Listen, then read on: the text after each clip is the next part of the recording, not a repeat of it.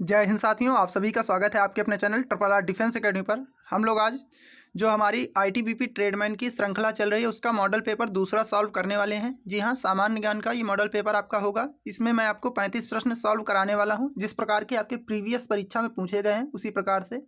ये क्लास जो है बीएसएफ हेड कांस्टेबल के भी बच्चे देख सकते हैं, सीआईएसएफ फायरमैन वाले बच्चे भी देख सकते हैं, क्योंकि पैटर्न आपका सेम ही रहने वाला है। याद रखिएगा, आईटीबीपी ट्रेडमैन, बीएसएफ, सीआईएसएफ, इनमें आपकी जीके जो है पूछी जाती है, तो इसी लेवल की जीके पूछी जाती है। तो चलिए चालू करते हैं हमारा जो सेशन है उसकी ओर। अगर आपको वीडियो अच्छा लगे तो वीडियो को लाइक कर दीजिएगा। चैनल को अगर अभी तक आपने सब्सक्राइब नहीं किया है तो कर लीजिए, क्योंकि हमारे चैनल के माध्यम से आपसे बिना किसी शुल्क के इसी प्रकार की क्लासें आपको मिलती रहेंगी। तो चलिए चालू करते हैं। हमारा जो आज का पहला प्रश्न है उसकी ओर हम लोग देख लेते हैं। जी हाँ, हम लोग आज यहाँ पर पहला प्रश्न देखेंगे। तो यहाँ पर हमारा पहला प्रश्न क्या कहता है? तो हमारा पहला प्रश्न है, फतेहपुर सीकरी या फिर विजय का शहर। जी हाँ, जो फतेहपुर सीकरी था या फिर विजय का शहर भी इसे कहा जाता है, 12 साल तक किसकी राजधानी था? आपको बताना है कि किसकी राजधानी, आपका जो फतेहपुर सीकरी किसकी राजधानी रहा है। तो याद रखिएगा, फतेहपुर सीकरी जो है ये आपका अकबर की 12 सालों तक राजधानी रही हुई है। याद रखिएगा, फतेहपुर सीकरी जो है ये 12 सालों तक अकबर की राजधानी रही हुई है। अगर हम लोग बात कर लेते हैं यहाँ पर हमारा जो दूसरा क्वेश्चन है उसकी ओर, तो हम लोग देखेंगे। तो यहाँ पर डैश करके आपका दिया गया है, ने अपनी राजधानी दिल्ली से देवगिरी स्थानांतरित की थी। तो आपको बताना है किसने जो अपनी राजधानी थी दिल्ली से देवगिरी स्थानांतरित की थी, जिसे उसने दौलताबाद नाम दिया। जी हाँ, काफ़ी बार आपके एग्जाम में पूछा भी गया है प्रश्न कि दिल्ली से देवगिरी राजधानी किसने स्थानांतरित की थी। तो याद रखिएगा, मोहम्मद बिन तुगलक। याद रखिएगा, मोहम्मद बिन तुगलक ने जो राजधानी थी दिल्ली उसको देवगिरी में स्थानांतरित कर दिया था। याद रखिएगा, तो ऑप्शन हमारा यहाँ पर सी बिल्कुल राइट आंसर होगा, मोहम्मद बिन तुगलक। अगर हम लोग बात कर लेते हैं, भारत पर आक्रमण करने वाला प्रथम मुस्लिम शासक कौन था? याद रखिएगा, तो ये आपका था मोहम्मद बिन कासिम। याद रखिएगा, ये भी काफ़ी बार पूछा गया है कि भारत पर आक्रमण करने वाला प्रथम मुस्लिम शासक कौन था, तो ये था आपका मोहम्मद बिन कासिम। चलिए आगे देख लेते हैं हमारा जो अगला क्वेश्चन है उसकी ओर। हमारा अगला क्वेश्चन है, इब्राहिम लोदी 1526 में पानीपत की पहली लड़ाई में किसके द्वारा मारा गया था? जी हाँ, जो 1526 में पानीपत की पहली लड़ाई हुई थी उसमें इब्राहिम लोदी जो था ये किसके द्वारा मारा गया था? तो याद रखिएगा, जो ये 1526 में पानीपत की पहली लड़ाई हुई थी तो ये किसके किसके बीच हुई थी? तो ये आपकी इब्राहिम लोदी और बाबर के बीच हुई थी। यहाँ पर बाबर की विजय हुई थी, वह इब्राहिम लोदी मारा गया था। याद रखिएगा, इब्राहिम लोदी इस युद्ध में मारा गया था। अगर हम लोग बात कर लेते हैं यहाँ पर, एक आपका यहाँ पर पूछ लेगा कि जो आपका तैमूर लंग ने यहाँ पर 1398 में, याद रखिए तैमूर लंग ने 1398 भारत पर आक्रमण भी किया था। ये भी कई बार पूछा गया है कि तैमूर लंग ने भारत पर आक्रमण कब किया था, तो 1398 में। चलिए आगे देख लेते हैं हमारा अगला क्वेश्चन जो है उसकी ओर। किस वर्ष भारतीय संविधान में प्रथम संशोधन किया गया था? जी हाँ, भारतीय संविधान में प्रथम जो संशोधन था ये किस वर्ष किया गया था, आपको बताना है। तो याद रखिएगा, भारतीय संविधान में जो प्रथम संशोधन किया गया था ये किया गया था 1951 में। ऑप्शन नंबर ए हमारा बिल्कुल राइट आंसर होगा। जो प्रथम संशोधन किया गया था ये आपका किया गया था 1951 में। याद रखिएगा, इसमें क्या किया गया था कि इसमें 9वीं अनुसूची को जोड़ा गया था।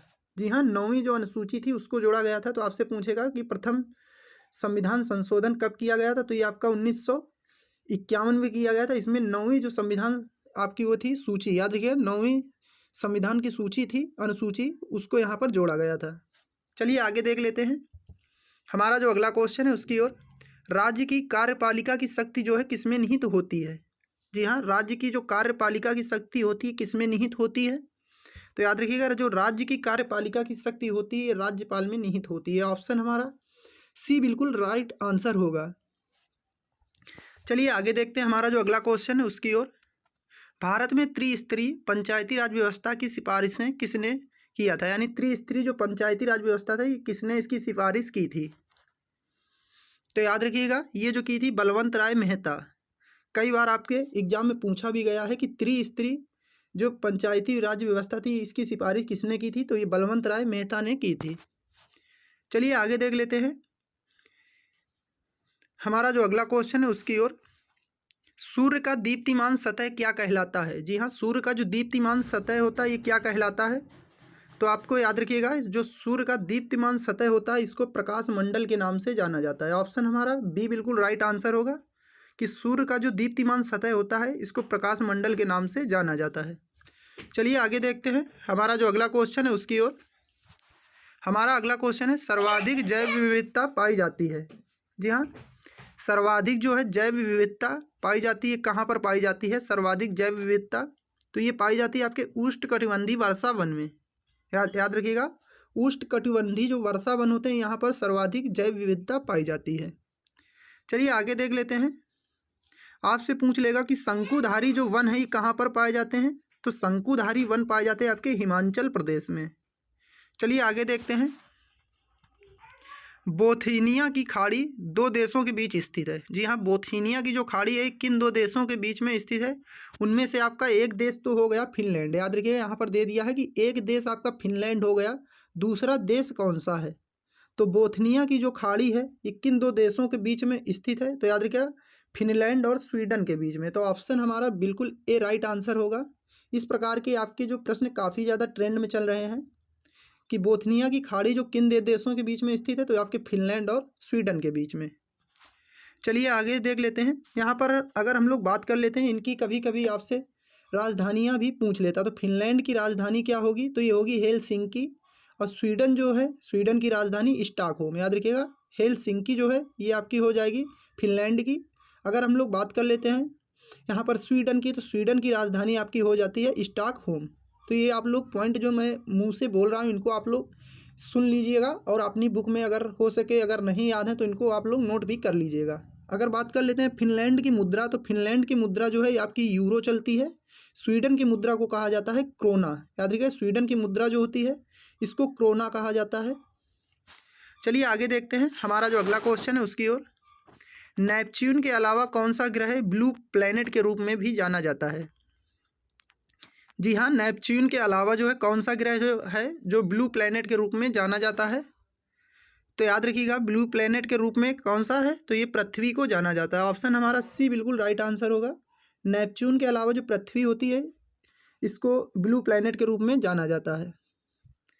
चलिए आगे देखते हैं हमारा जो अगला क्वेश्चन है, क्योंकि यहाँ पर हम लोग रिवीजन के तौर पर इस क्लास को देखेंगे। भारतीय रिजर्व बैंक की प्रथम महिला डिप्टी गवर्नर कौन थी?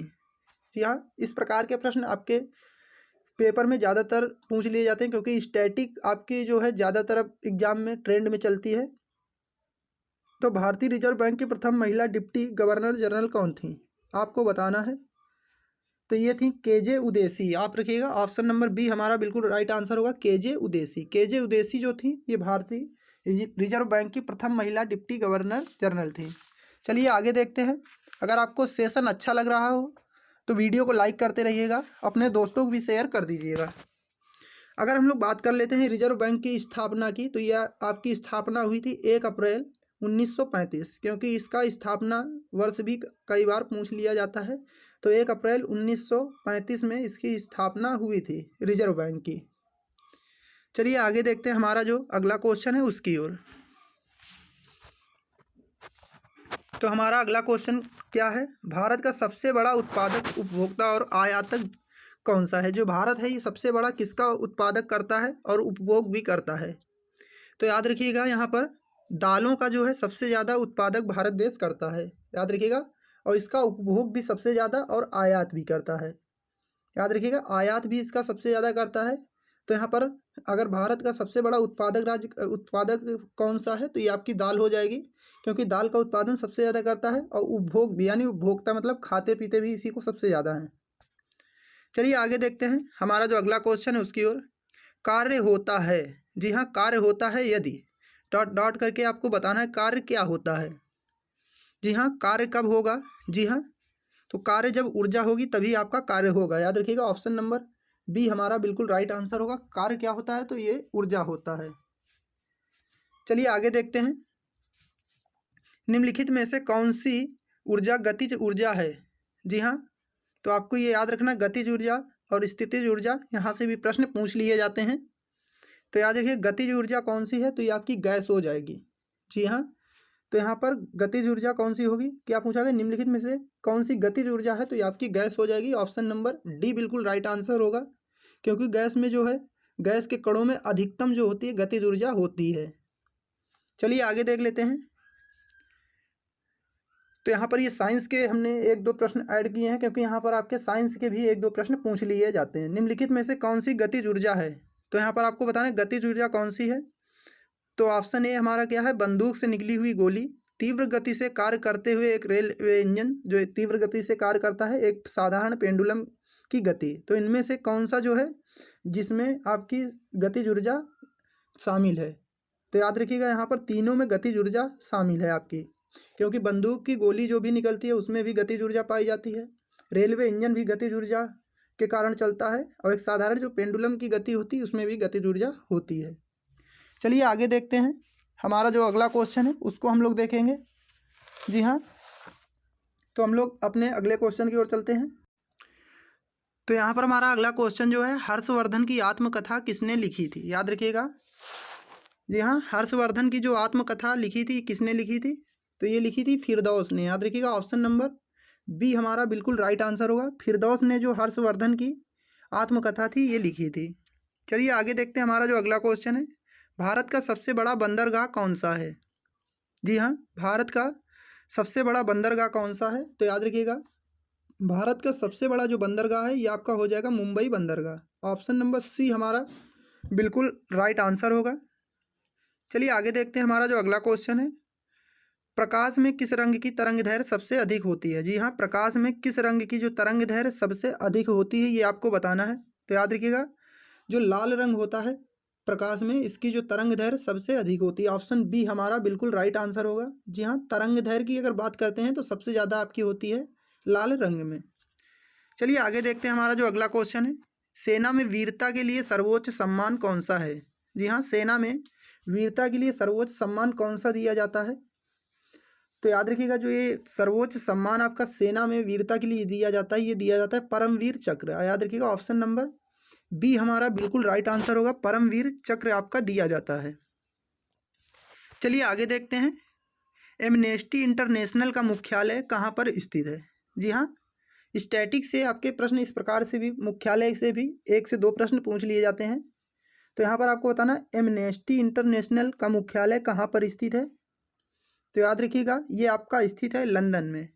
जो एमनेस्टी का मुख्यालय है ये आपका लंदन में स्थित है। ऑप्शन सी हमारा बिल्कुल राइट आंसर हो जाएगा। चलिए आगे देखते हैं। एलिसा जांच किस रोग से संबंधित है। जी हाँ, एलिसा की जो जांच की जाती है ये किस रोग के लिए की जाती है, तो ये की जाती है एड्स की जानकारी के लिए। याद रखिए एलिसा की जांच जो की जाती है ये संबंधित आपकी एड्स की बीमारी से संबंधित है। चलिए आगे देखते हैं। हमारा जो अगला क्वेश्चन है, निम्नलिखित में से भारत के उपराष्ट्रपति होने का सही क्रम बताइए। जी हाँ, यहाँ पर आपको ये आपका थोड़ा सा हाई लेवल का प्रश्न है, क्योंकि यहाँ पर आपको जब तक सीरियल से उपराष्ट्रपति का क्रम नहीं पता होगा तब तक आप इस प्रश्न को सही नहीं कर सकते हैं।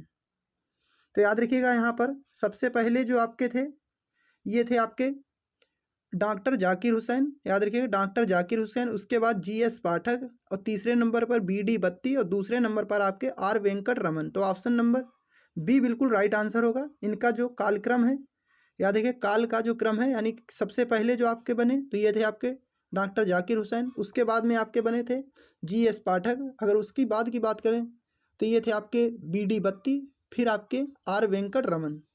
तो यहाँ पर हमारा जो होगा बी ऑप्शन बिल्कुल राइट आंसर हो जाएगा। चलिए आगे देखते हैं। हमारा अगला क्वेश्चन है, निम्नलिखित में से किसकी अध्यक्षता करने वाला उसका सदस्य नहीं होता है। जी हाँ, किसकी अध्यक्षता करने वाला उसका सदस्य नहीं होता है, तो याद रखिए राज्यसभा का जो अध्यक्षता करने वाला उसका सदस्य नहीं होता है। ये कौन होता है, तो ये आपका राज्यसभा की जो अध्यक्षता करता है ये आपका उपराष्ट्रपति करते हैं। चलिए आगे देखते हैं। हमारा जो अगला क्वेश्चन है, निम्नलिखित में से किसके अनुमोदन के बिना ना तो कोई कर लगाया जा सकता है और ना ही कोई धनराशि व्यय की जा सकती है। तो याद रखिएगा किसके अनुमोदन के बिना नहीं किए, तो ये आपके संसद। याद रखिएगा संसद के अनुमोदन के बिना ना तो कोई कर लगाया जा सकता है और ना कोई राशि जो है व्यय की जा सकती है। चलिए आगे देखते हैं। हमारा अगला क्वेश्चन जो है उसको देख लेते हैं। पशुओं में एंथ्रेक्स रोग किसके कारण होता है? जी हाँ, एंथ्रेक्स रोग जो हो जाता है पशुओं में किसके कारण से होता है? तो ये जीवाणु के कारण हो जाता है। ऑप्शन ए हमारा बिल्कुल राइट आंसर होगा। जो एंथ्रेक्स रोग होता है ये जीवाणुओं के कारण हो जाता है। चलिए आगे देखते हैं। हमारा जो अगला क्वेश्चन है, शाहजहाँ का मकबरा कहाँ पर स्थित है? जी हाँ, मकबरे से भी कई बार प्रश्न आपके पूछे गए हैं। तो शाहजहाँ का मकबरा जो है ये आपका कहाँ पर स्थित है? तो याद रखिएगा, शाहजहाँ का मकबरा जो है लाल किला में स्थित है। लाल किला में स्थित है। ऑप्शन बी हमारा बिल्कुल राइट आंसर होगा। जो शाहजहाँ का मकबरा है ये लाल किला में स्थित है। चलिए आगे देख लेते हैं। निम्नलिखित में से सबसे प्राचीन कौन है? जी हाँ, सबसे प्राचीन आपको बताना है कौन है। इनमें से अश्वघोष, पाणिनि, कालिदास या फिर भास। तो इनमें से आपको बताना है। ये आपके कवि दिए गए हैं। तो इनमें से सबसे प्राचीन कवि आपका कौन सा होगा? जी हाँ, ये लेखक हैं आपके, लेखक के कवि। इन्होंने काफ़ी सारे नाटक, कालिदास, पाणिनि, इन्होंने काफ़ी अच्छी अच्छी पुस्तकें भी लिखी हैं, क्योंकि इनकी पुस्तकें कई बार एग्जाम में पूछी भी जाती हैं। तो याद रखिएगा, तो यहाँ पर सबसे आपके जो प्राचीन है ये हो जाएंगे पाणिनि। जी हाँ, पाणिनि। इनके द्वारा पुस्तक कौन सी लिखी गई है? तो अष्टाध्यायी इनके द्वारा पुस्तक लिखी गई है। काफ़ी फेमस पुस्तक है, कई बार एग्जाम में आपकी पूछी भी गई है। और कालिदास की अगर बात करते हैं तो इनका तो काफ़ी कुमार संभव, अभिज्ञान शकुंतलम, इन्होंने भी काफ़ी अच्छी अच्छी पुस्तकें लिखी हैं। चलिए आगे देखते हैं। राष्ट्रपति किसकी नियुक्ति नहीं करता है? जी हाँ, जो राष्ट्रपति होता है किसकी नियुक्ति नहीं करता है? तो याद रखिएगा, राष्ट्रपति जो है किसकी नियुक्ति नहीं करता है? तो ये मुख्यमंत्री की नियुक्ति नहीं करता है। राष्ट्रपति जो होता है ये मुख्यमंत्री की नियुक्ति नहीं करता है। बाकी जो प्रधानमंत्री, राज्यपाल, चुनाव आयुक्त, इनकी नियुक्ति आपका राष्ट्रपति करता है, मुख्यमंत्री की नियुक्ति नहीं करता है। चलिए आगे देखते हैं। निम्नलिखित में से कौन प्लास्टिक सर्जरी का जनक कहलाता है? जी हाँ, प्लास्टिक सर्जरी का जनक किसे कहा जाता है? तो याद रखिएगा, प्लास्टिक सर्जरी का जो जनक कहा जाता है आपका, तो ये कहा जाता है सुश्रुत को। याद रखिएगा, सुश्रुत को प्लास्टिक सर्जरी का जनक कहा जाता है। चलिए आगे देखते हैं।